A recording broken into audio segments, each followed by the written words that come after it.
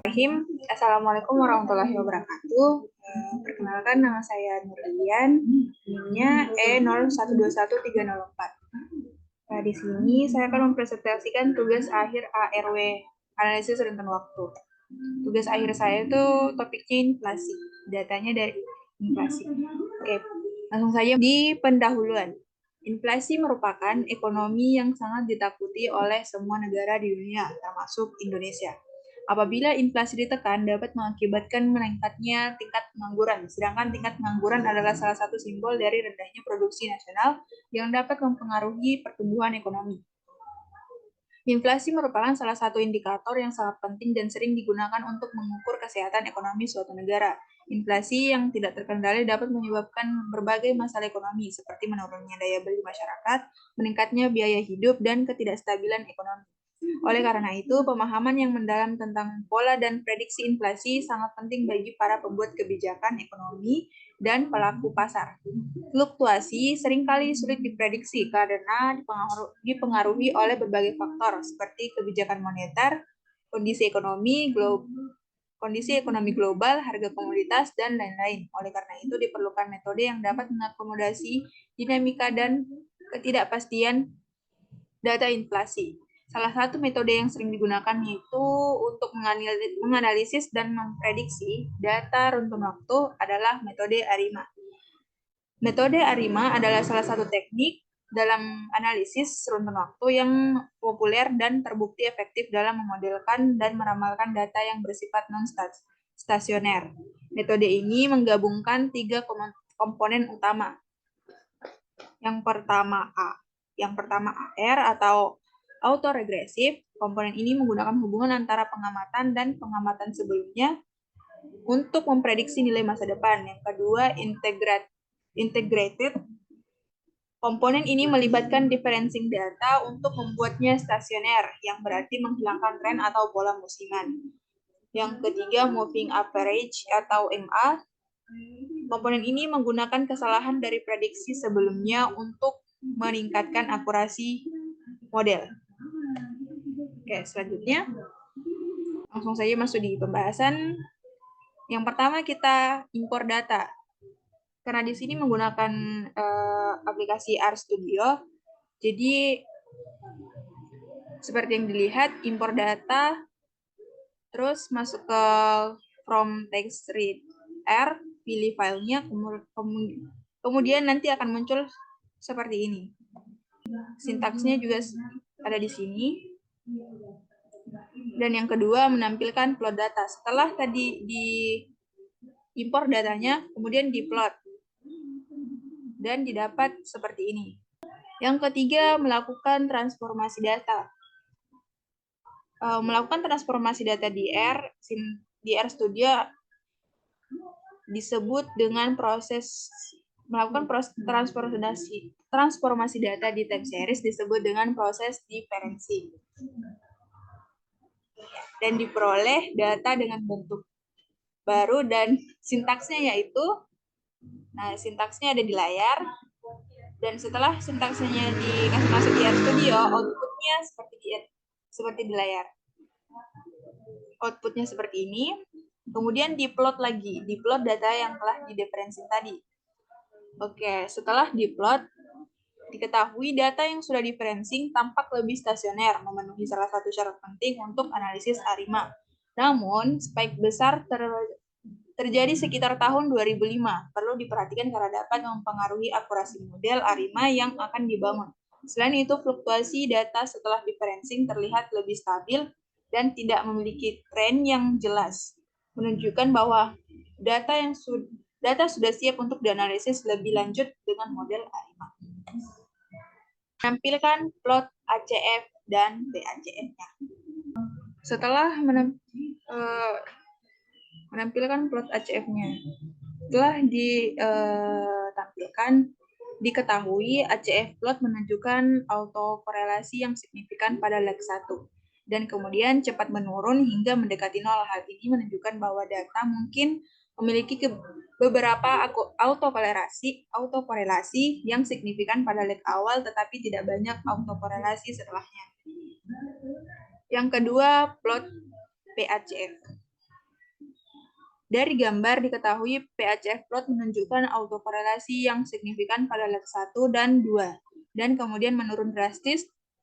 Ini menunjukkan bahwa mungkin ada autokorelasi parsial signifikan hanya pada beberapa leg awal. Estimasi model parameter. Seperti yang terlihat di layar,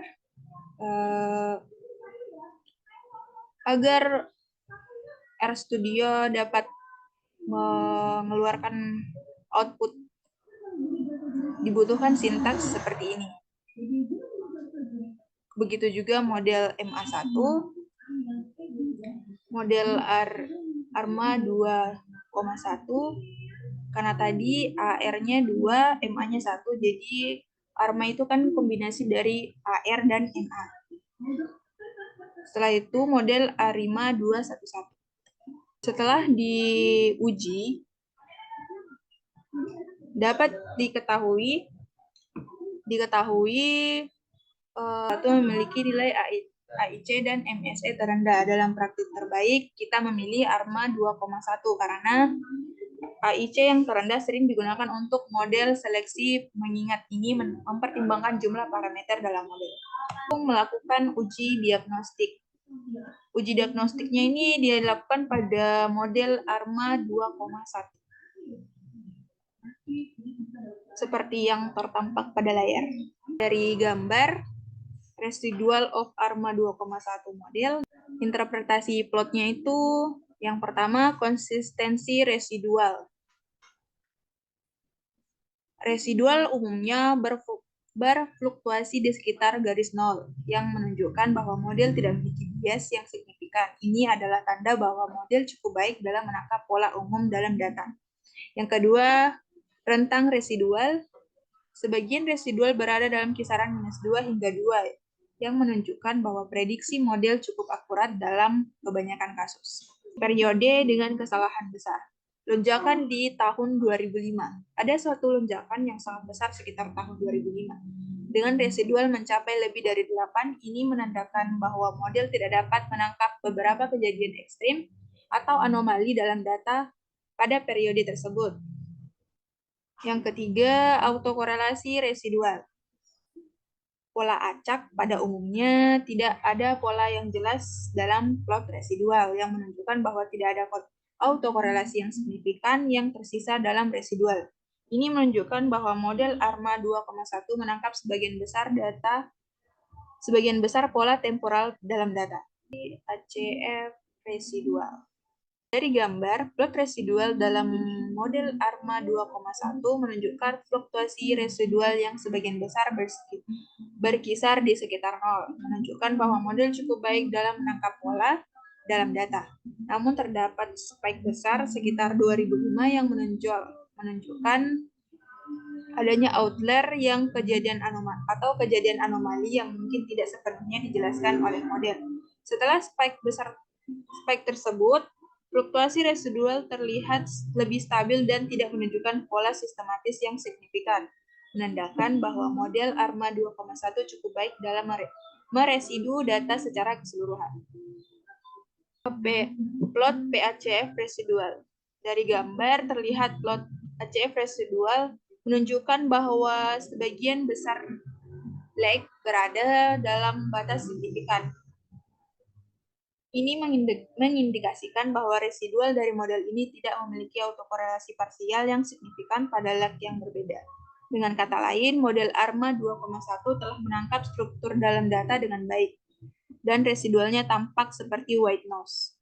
L-box test.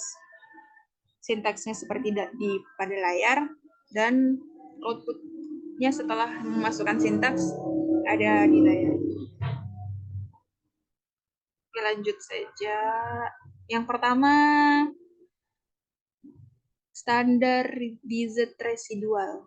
Tidak menunjukkan pola yang jelas dan tersebar di sekitar 0 dengan cukup baik. ACF residual dari gambar tidak menunjukkan autokorelasi yang signifikan dalam residual model.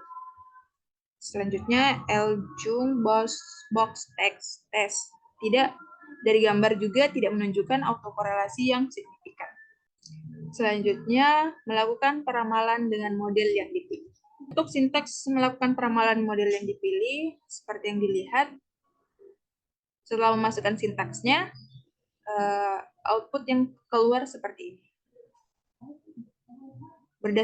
Berdasarkan hasil model yang didapat dari model ARMA 2,1 untuk peramalan inflasi di Kota Makassar, berikut adalah rekomendasi yang diberikan.